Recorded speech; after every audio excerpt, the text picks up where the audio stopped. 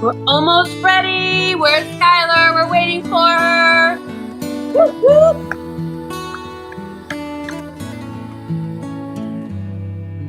Hi, Woody. There she is. Let's do this.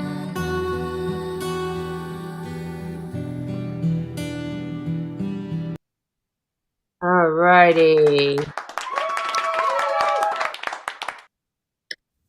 Yay.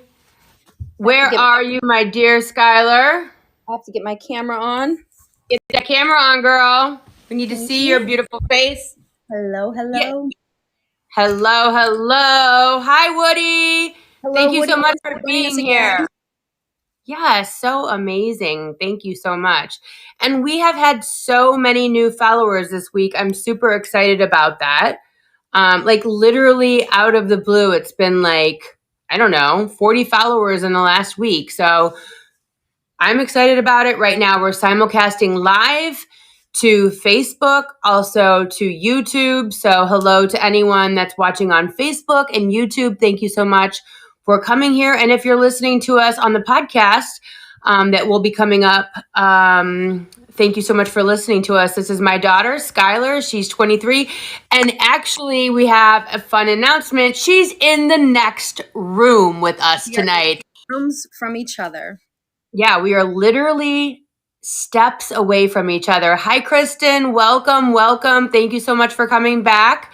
Skylar is here visiting me in Chicago, but we decided that it made more sense for visual and sound to be in two separate rooms so we don't get feedback.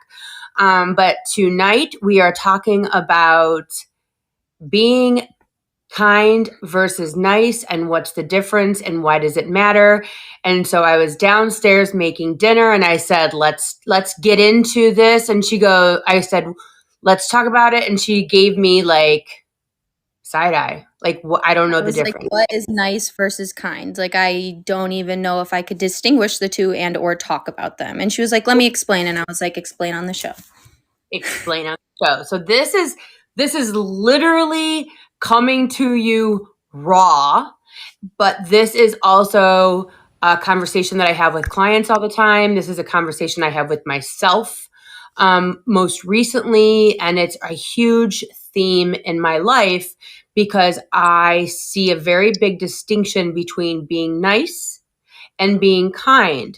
And I have learned the difference from my experience from women of color. Okay. And I learned, so Skylar and I, we went to London, gosh, how many years ago now did we go to London? 8 years? 9 years ago, yeah. 9 years ago. Mm-hmm. And we were kind of blown away. We went with the Girl Scouts and we were kind of blown away as to you should be quiet, you should be calm, there's no raising your voice, don't yell across the room. Basically don't be rambunctious. Remember that conversation? I just remembered them exactly saying people in London don't love Americans because they're loud. And I was like, what do you mean we're loud? We'll yell across the room. We have no problem making a scene, etc. Mm-hmm. And so since that day, whether I realized it or not, I really started to comb through WASPy, white Anglo-Saxon, Protestant, Catholic, European focuses. What we focus as being an important behavior characteristic, important characteristics of people, but especially women. Okay.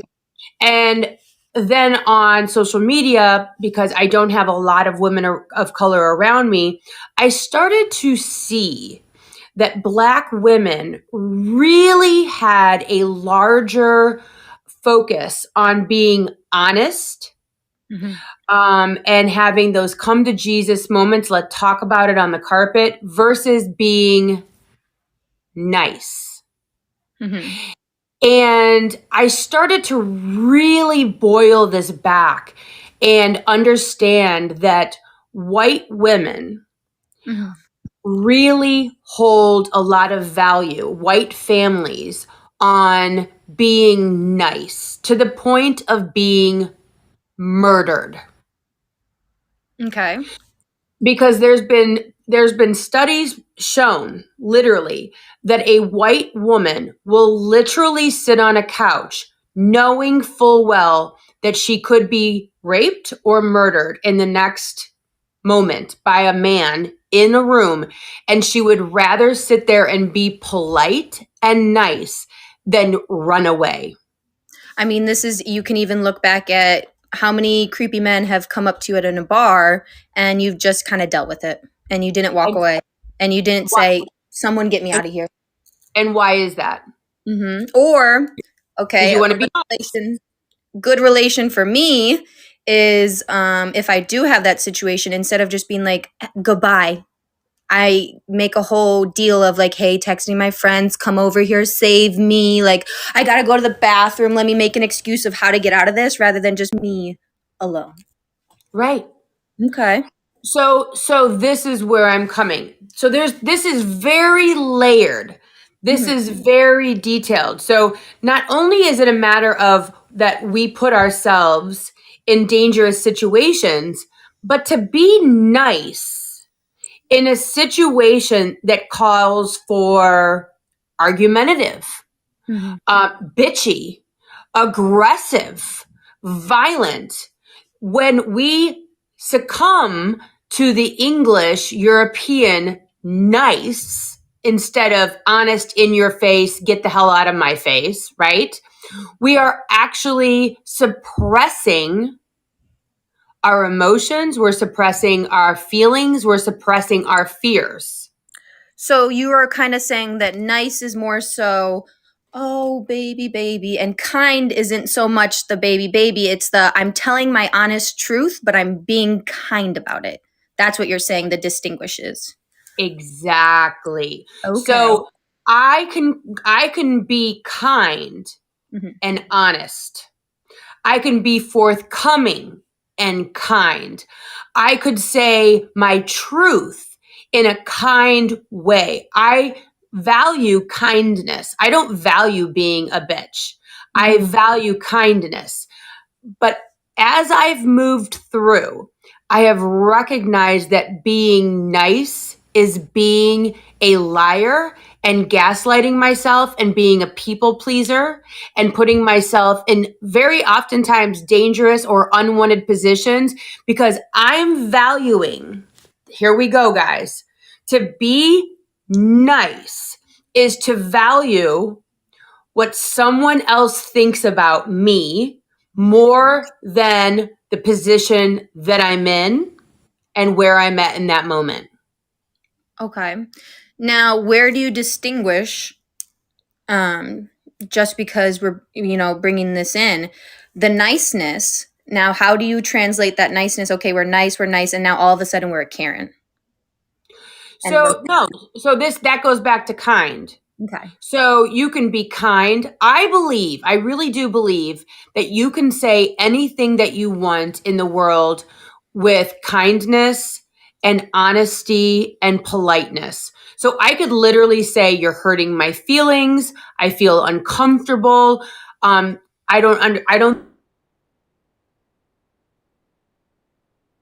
don't love the gift that you just gave me, husband. The food that you made tonight was just kind of off a little bit, but I love the fact that you tried so hard, whatever. But when I look at nice, I honestly see that as being more passive aggressive. I see that being a martyr. I see it being fake. And I see it, you're going to resent the person when you move in the way of niceness. And my biggest problem is when we look back at our childhood and because you're my daughter, let's go through it, right? Give grandma a kiss. Go sit on uncle's lap. Be nice to your teachers. Be nice to your friends, Skylar, that you don't even really like, but I want you to be nice because it's more important the way that our family is seen on the planet than my own daughter's comfort level. What? And so I believe that nice gets people into situations that don't serve them. Mm. But I mean, think about it. Think how many, like you said, at the bar, how many guys you really don't want to date, but you want to be nice. You know, you don't really want to talk to this person, but you want to be nice. You could be kind and be like, I'm sorry, I really have to excuse myself right now. You know what I mean? Like, I just think that we need to start distinguishing and stop being so freaking nice and valuing it to a degree higher than comfort, higher than honesty. And this is where Black women do it right. And we are not doing this right as white women, because as white women, Black women value honesty. White women do not value honesty. White women value being seen as nice. This is a huge problem. I really do believe it's a huge problem. Now, my question to you would then be, so we're distinguishing nice, we're distinguishing kind. Now, if I'm this person stuck in the nice bubble, and I'm this person that's stuck in nice, and I turn into a Karen. So I'm nice, and then there's a problem, and all of a sudden, let me speak to your manager. How do you, or how would you recommend someone flip the switch from nice to kind? And how do you stay calm in those situations that just escalate and you just want to be a bitch? No, totally.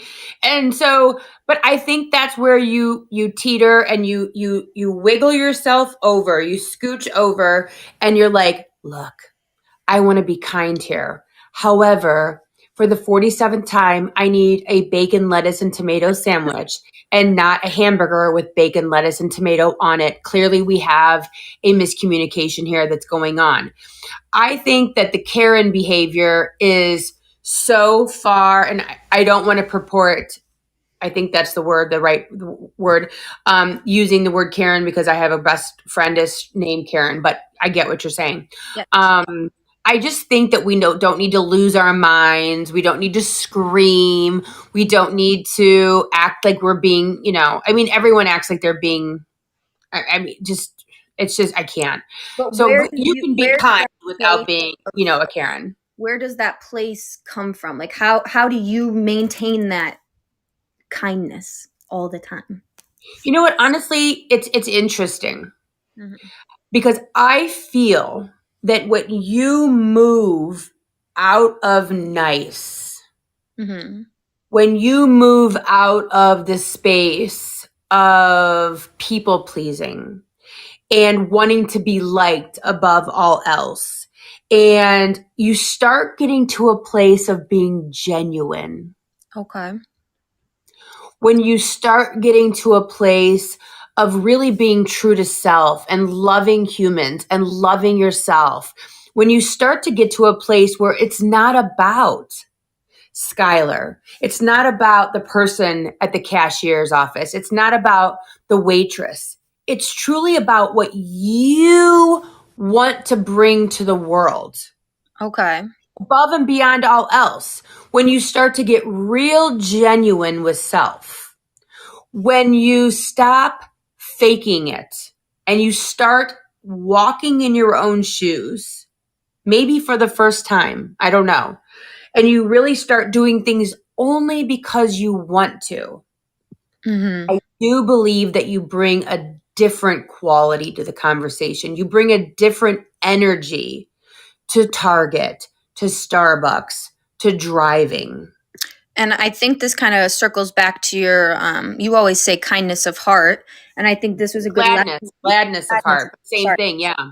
Gladness of heart. And you kind of taught me this in the sense of, again, going to call out my roommate Clever. Sometimes the dishes, they're in the sink, whatever happens, dirty mess, whatever is going on. And I look at that mess and I will let it sit there until I have the gladness of heart.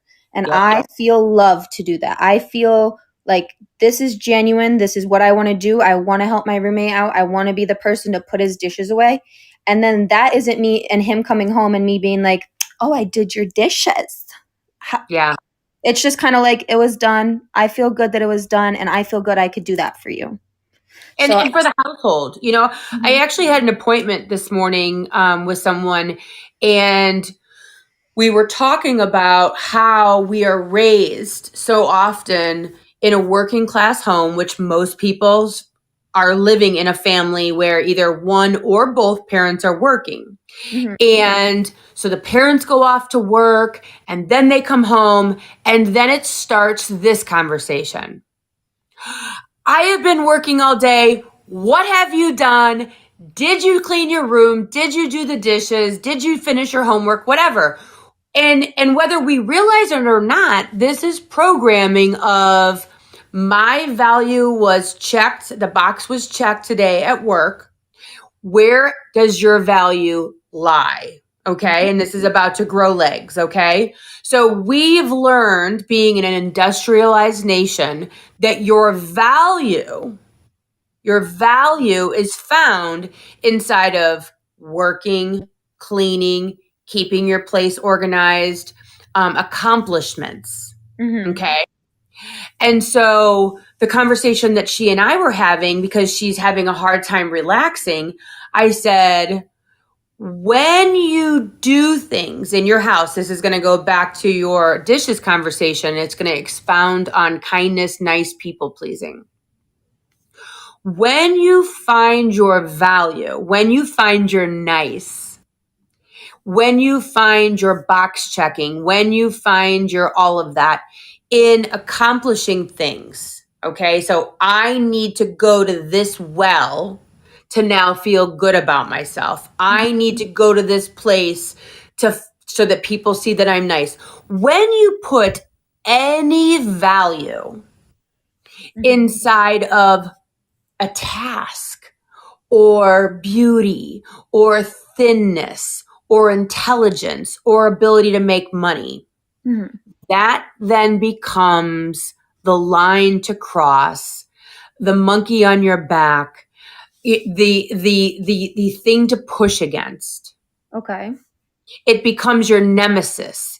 It becomes something to rebel against, because I have to do this to be able to feel valuable and good about myself. Okay. Okay? But when we go, I'm doing this because I want to. I'm doing this because I have gladness of heart. I'm doing this because it's self-care to do the dishes. I'm doing this because it's self-care to go to work. I'm doing this because I love my job. I'm being nice to someone because it feels good. I'm not doing it because I'm white. I'm not doing it because I'm European. I'm not doing it to please my family. I'm not doing it because of the fact that I want everyone to see me as this really nice person and everyone likes me. You're actually doing it because of the fact that there is actual love emanating from self. There is no animosity. There's no anger. There's no line in the sand. It's truly coming from a place of kindness, genuineness, and love. So you brought this back to, okay, kids doing the dishes, chores, all Yeah. this stuff. How Yeah. do you translate that gladness of heart, that love, that kindness to your children or to other people to then be able to get them in on the flow, to like, so I don't have to come home and yell, Emerson, do the dishes, or little kid, do the dishes, whatever. Well, I really think that, when kids are younger, unfortunately, you do need to start, in my opinion, you need to help them to learn behaviors. Brush your teeth, make your bed, by leading by example. Every morning I brush my teeth, kids. Every morning I make my bed so that when I come in my room 300 times a day, that at least my bed's made. Do your homework, because it's going to set you up for the test on Friday. Pack your lunchbox before the night before so that you're ready. So in the beginning, when it comes to kids, You kind of it's the value of these tasks. You're creating the value of cause and effect versus the value of self. Okay. So it's like a self-induced benefit. Like with Emerson, for example, she's not a morning person. So I always say, hey, get your clothes out the night before, prepare at night when you're on your phone and you're walking around, make your lunch, get your outfit out the night before, whatever it is, maybe take your shower. And so it's really about training up to teach cause and effect versus your value is coming from being on time or whatever. And I really see this conversation of nice versus kind being a large focus between being fake versus being genuine. That's a little bit easier to mindset for the younger generations. No, but seriously, like if you think about it too, that I don't have to always be nice if someone's being mean to me, right? Mm-mm. Then when you go to your sorority meeting, when you go to work, when you go to college, when you are around other people and someone offends you, you don't necessarily have to challenge them, but you also don't have to take it Okay. because your self-worth, back to episode 1, right? Self-worth, self-esteem is not found in only being nice and acceptable. And I mean, this goes back, in my opinion, and I'm sure that there's people out there that have studied, the importance of being a good girl, a good boy, where you listen to adults at all costs. You listen to your teacher, even, I mean, like, I have some children that come home from school and they'll say, Mom, their answers are literally wrong. And I have to tell them that they're wrong. And, the old Meredith would have said, oh my God, you didn't confront the teacher, did you? And now I'm like, good for you. Like, if the teacher was wrong, the teacher was wrong. And she's like, yeah. And then I tell them they're wrong and then they have to correct it. And so I think that it's super important with children, if you're watching, which Kristen, hello, thank you. If you're watching this or listening to this and you have children, I think that it's super important. And you can go back to my episode on abuse with, I don't even remember right now. You can go back to my episode in the podcast, Meredith with a Y, about, we talked about teaching children that it's okay to stand up to adults. We can't sit there and say, go give Aunt, Susie a kiss. And then the kid looks at you side eye and says, I don't want to. And then you're like, you gotta go here. We have to respect kids and say, the teacher's wrong. I don't want to kiss Aunt Susie. I'm not sitting on Santa Claus's lap. And the gym teacher is freaking me out. And listen, because we have been pushing for decades and centuries, and I don't even know what, that adults are to be respected at all cost. And they're not. For sure. I mean, think about how many people just on the day to day that you wouldn't listen to, let alone do we want the kids to listen to them? Oh my God, right? Think about that. Like, why are these adults all of a sudden amazing, awesome, great, perfect examples of what kids should listen to? Yeah, I mean, it's absolutely mind-blowing to think about the fact that, I wouldn't hang out with them. I wouldn't have them over my house, but hey, go listen to whatever they say. And no matter what they say, the value is in being nice. And honestly, the more I say the word nice, it just creeps me out so much. And I hope everyone's understanding how creepy the word nice is, because nice means hide all of your feelings for the sake of being seen as agreeable, Non-combative. WASPy, non-combative, non-opinionated. Just smile and be nice to everyone at all cost. And I'm sorry, I'm just not here for it anymore. I will be kind, and I'm going to tell you this right now. If you're watching this and you're listening to what I'm saying here, I want you to practice this, because there will be a huge shift that will change everything. So I have a story. Okay.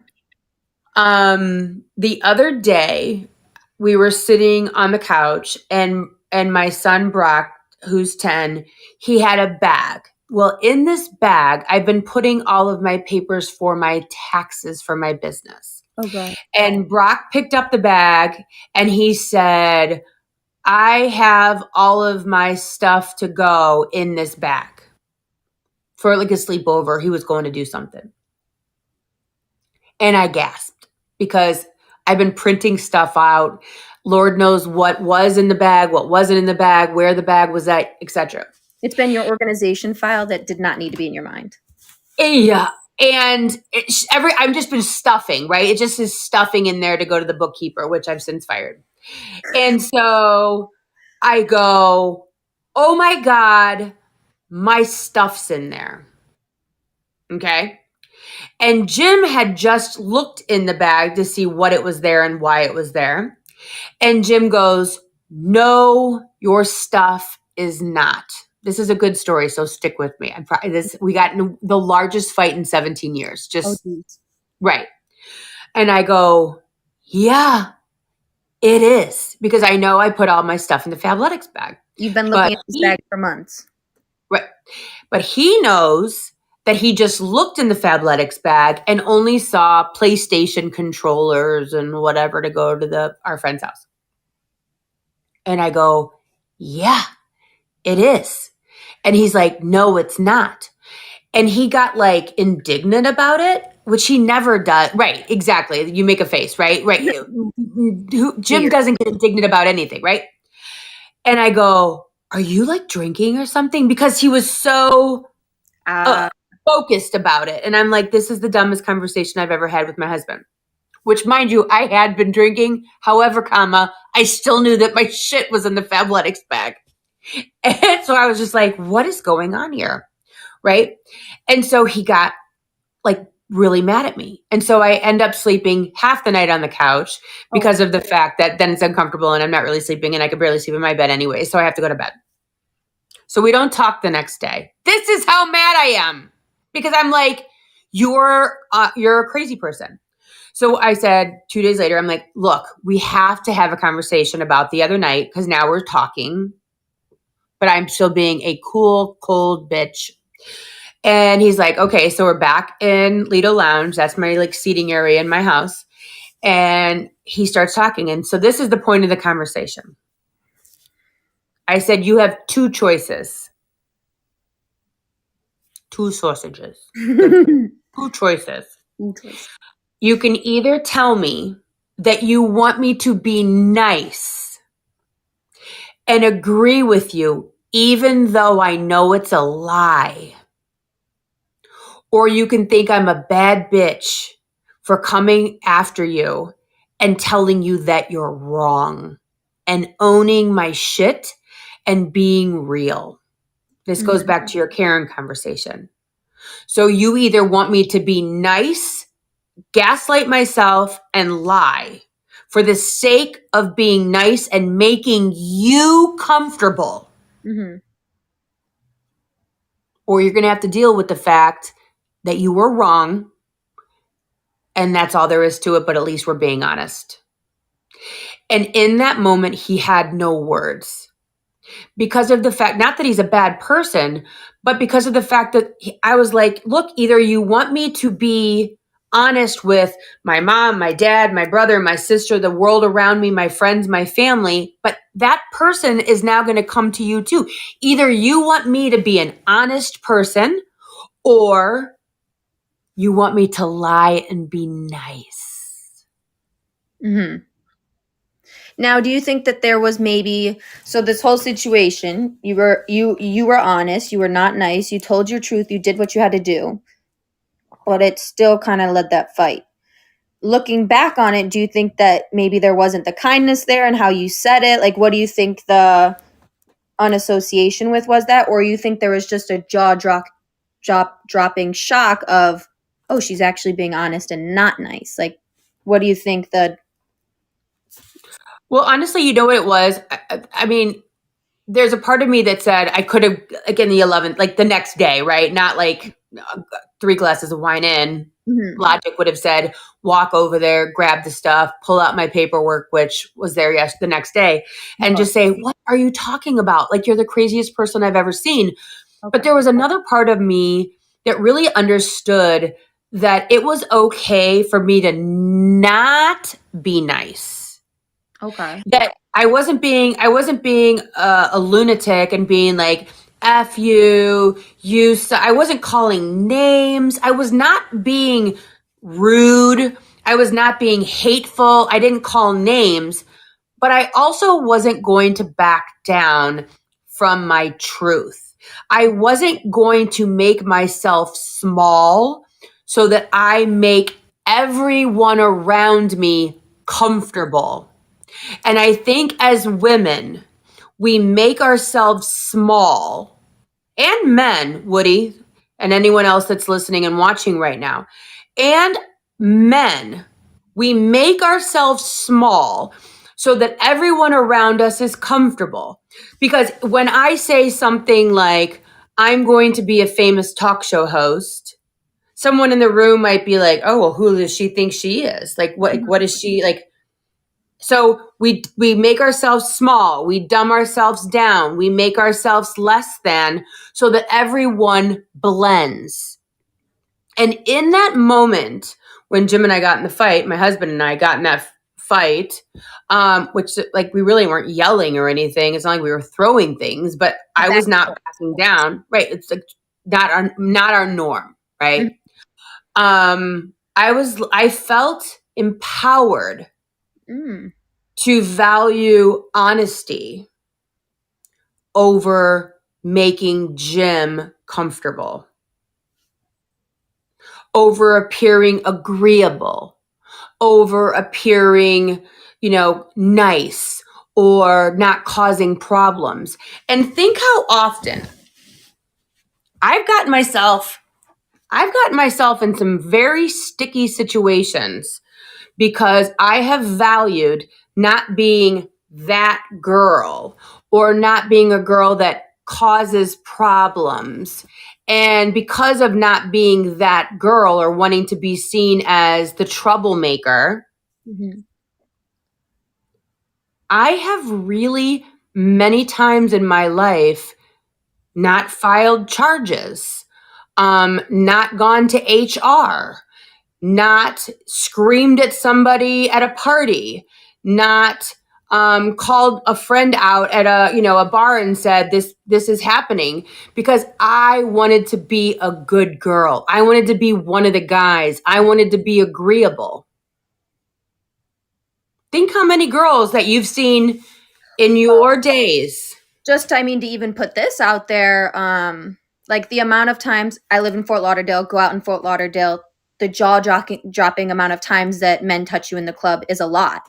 And every single time a man touches me in the club, I will shove him back. And I'll be like, get off of me. And all of my friends look at me like, girl, what are you doing right now? And I'm like, he just touched me and did not have consent. I am going to I'm going to tell him that's not okay.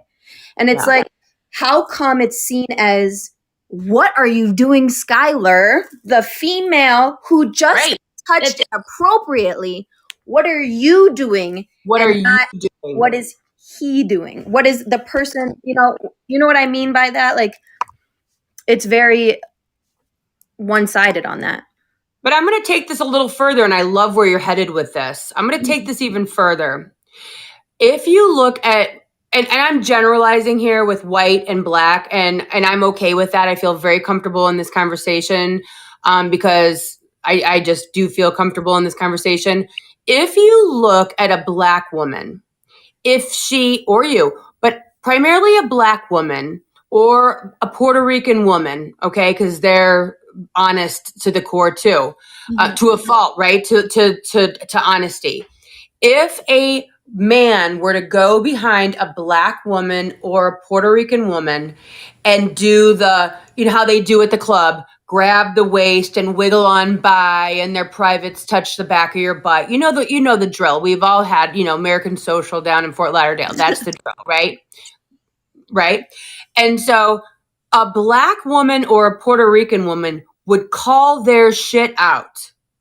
And all the white women around would go, what's her problem? And look at her like she's crazy. Look at her like she's crazy. Why is she acting that way? Why can't she just settle down?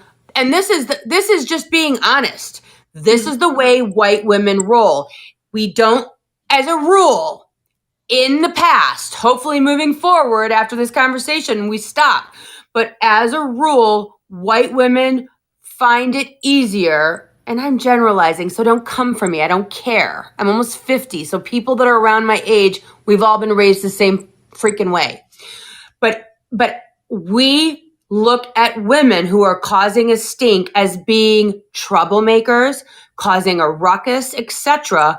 Why aren't we looking at the man, the lechy man, or the whatever, rude woman or whatever, and go, no, you're wrong. She's calling your shit out, and good for you for being honest. I literally, when I'm talking about this here, I want everyone here to understand. I am looking at these women, Black women, women who are honest. I'm looking at them as 1000% role models to change this culture of nice to a culture of honesty and calling out bullshit. Just saying. Agreed. 100%. And I think this also, everything circles back to how do we change this in ourselves?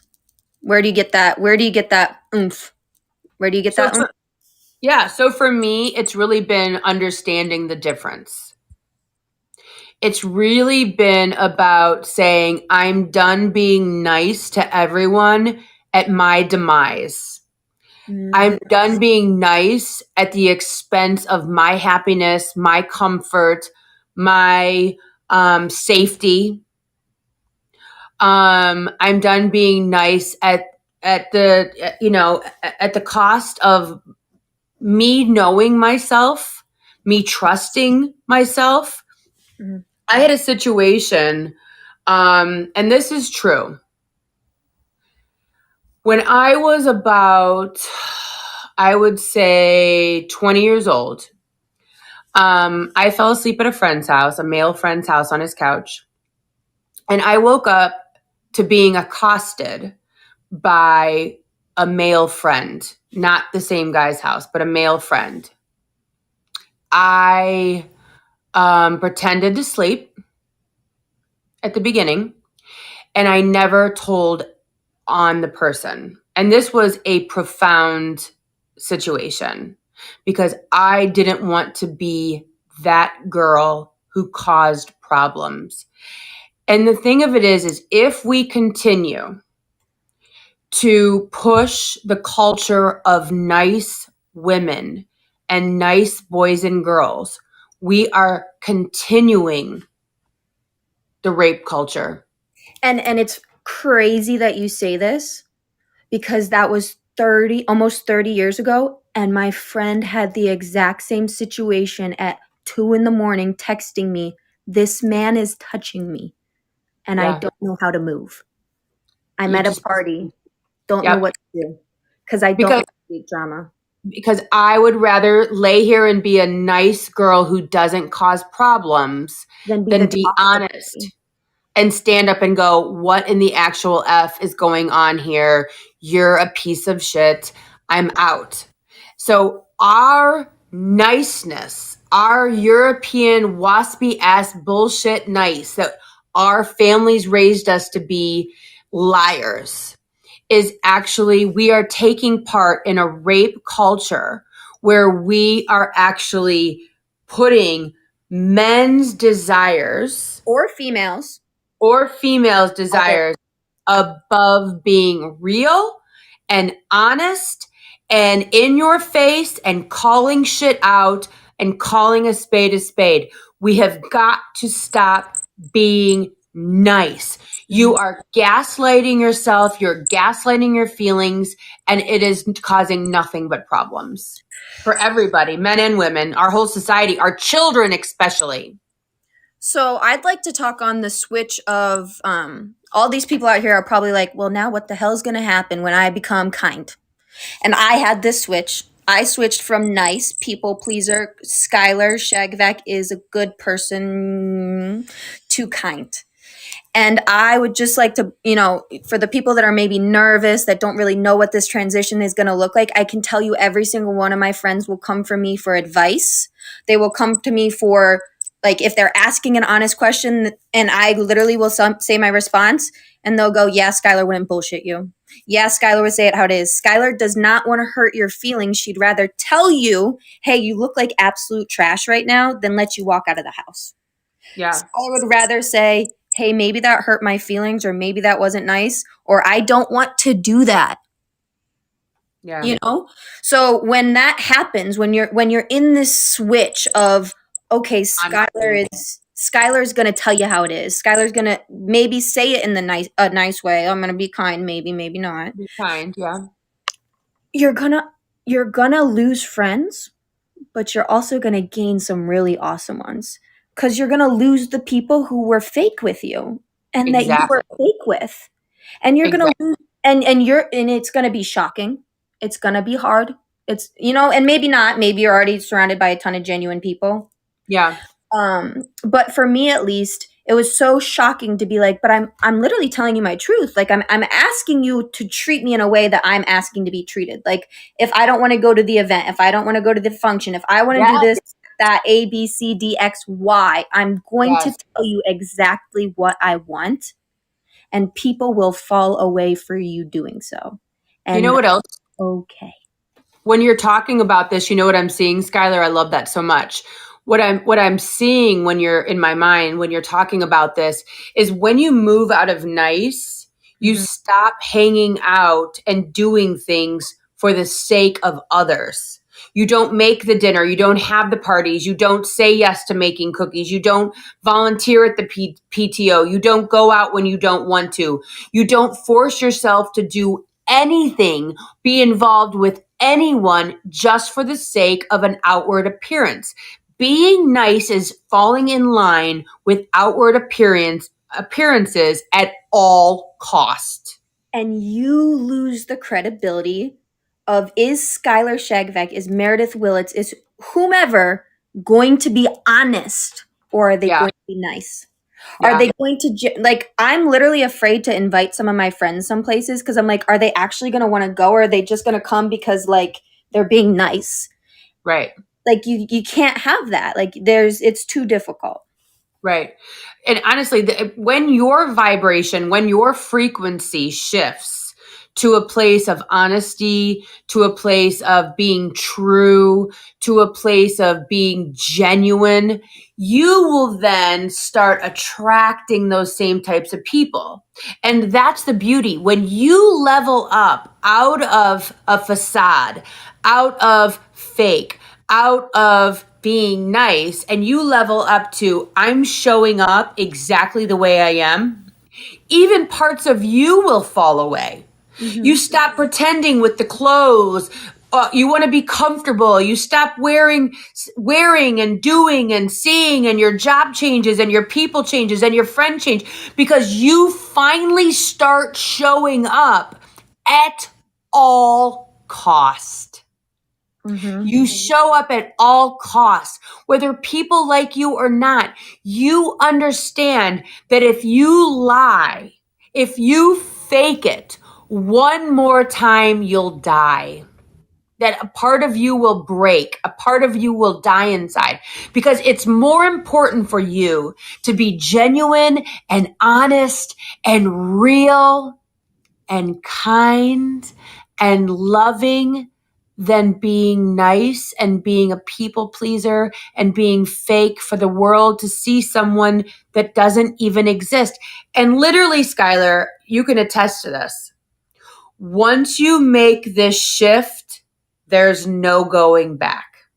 No going back. There's no faking it anymore. And again, I am never rude to anyone. And You see me in the world. it's not even not going back in the sense of like, oh, it's too difficult to go back. It's like you literally feel disgusted with yourself. Like you will feel the guilt, shame, disgust of being anywhere, saying anything, doing anything that doesn't align with you. Authenticity. Yep. Yeah. And honestly, when I look back at all, because I mean, literally, sometimes I look at my past self, when I was younger, And I have so much sadness for that person that was so freaking desperate and thirsty. And I remember when I got my cross tattoo. I have a tattoo of a cross on my ankle. And where I worked and I got the tattoo, I was like 21, I think. And everyone, they were just being funny, I guess. I don't know. They drew crosses on their ankle, like 50 different men drew crosses on their ankle with black Sharpie.